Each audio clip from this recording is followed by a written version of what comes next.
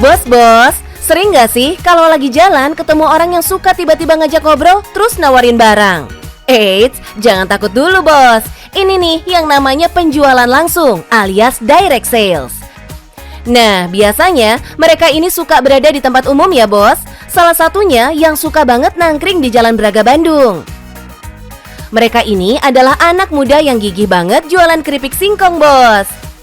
Siapa sih leader atau pemilik usaha ini? Kenalan yuk. Halo bos, nah buat para kaum muda yang mau berbisnis, aku itu udah berbisnis dari usia 18 tahun loh. Nah buat teman-teman yang penasaran, boleh ikutin terus di Cuan Bos.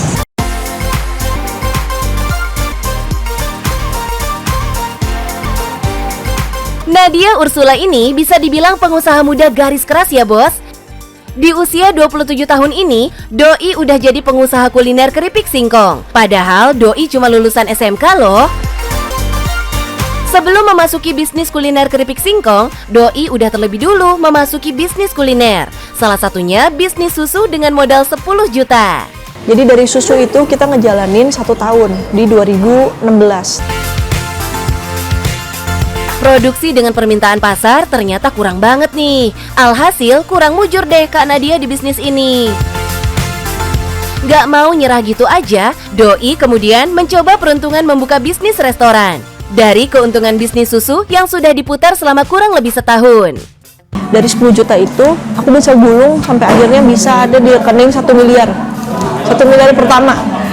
Anak 21 tahun punya di rekening 1 miliar, nggak tahu buat apa. Nah, akhirnya ya udah, aku ngeliat peluang yang nggak tepat di tahun yang nggak tepat karena waktu itu pandemik. Jadi aku buka restoran tuh gedenya di sewa ruko. Itu aku 200 per tahun, aku langsung sewa 2 tahun dan ternyata COVID. Dari kesalahan ini, Doi memutuskan untuk fokus ke salah satu bisnis, yaitu keripik singkong. Doi menilai bisnis ini masih punya peluang pasar yang tinggi. Waktu aku jalan-jalan ke rumah partner aku yang ada di Garut, jadi pas ngeliat ke sana tuh singkong dibuang-buang. Nah terus kaya akan singkong kan, terus singkong tuh harganya murah. Nah gimana kalau si singkong ini kita jadiin keripik? Keripik singkong naik kelas ceritanya ya kak. Meskipun produksinya masih level rumahan, tapi jangan disepelein ya bos. Dalam sehari 3 kuintal bisa diproduksi. Wow. Hari ini kita pakai jenis yang namanya singkong manggi. Singkong yang terkenal ketika digoreng jadi keripik, yaitu dia lebih crispy atau lebih crunchy. Kerennya nih bos, meski produksi rumahan, soal kualitas no kaleng-kaleng. Buktinya, keripik-keripik singkong ini udah masuk retail modern loh bos. Jadi semua kalangan bisa icip-icip keripik singkong ini. Dan varian keripik singkongnya juga bervariasi.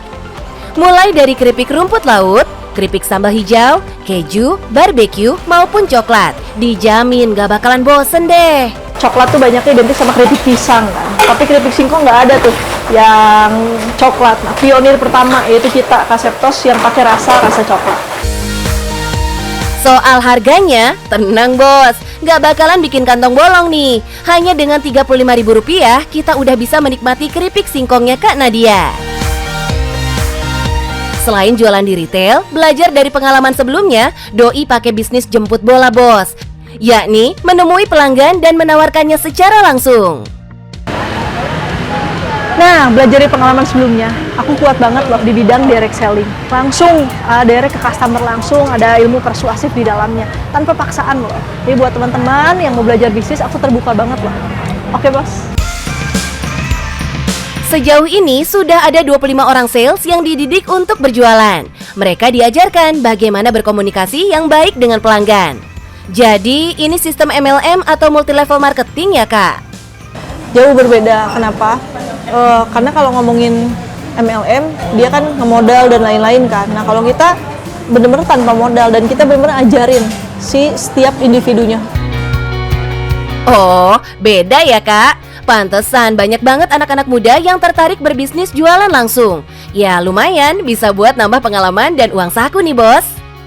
Karena saya ingin yang pertama nambah pengalaman gitu. Terus yang kedua tuh karena saya sambil kuliah gitu. Jadi bisa membagi waktu lah antara kuliah sama kerja juga. Lewat usaha ini, Doi juga sukses mengekspansi bisnisnya sampai punya kantor di Jabodetabek nih bos. Jadi penasaran deh, berapa sih omsetnya?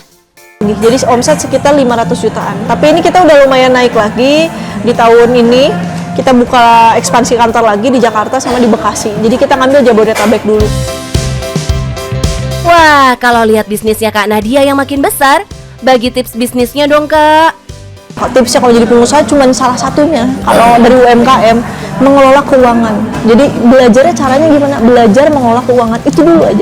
Tapi kalau ditelusuri nih bos, Kak Nadia ini mulai pengen jadi pengusaha sejak orang tuanya bercerai bos. Perpisahan ini membuat Kak Nadia terpaksa berpisah dari sang mama sejak kecil. Mamanya terpaksa kembali ke Manado, dan Doi tidak pernah bertemu sang mama karena keterbatasan keuangan. Dari kelas 2 SD aku nggak pernah ketemu mama. Ketika aku akhirnya lulus, terus aku aku buka usaha.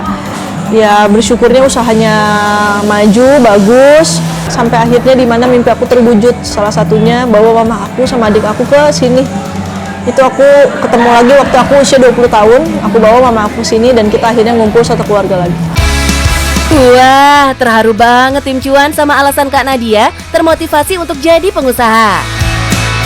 Patut dicontoh nih bos, bagi kaula muda untuk tetap semangat membenahi dirimu. Terlahir dari keluarga tidak mampu, boleh, tapi tetap berusaha mencari rezeki ya bos, biar menjadi pengusaha muda dan kaya raya. Bos, mumpung kita masih muda, jadilah anak muda yang inovatif dan kreatif, memaksimalkan setiap potensi yang ada. Yang penting, cuan bos.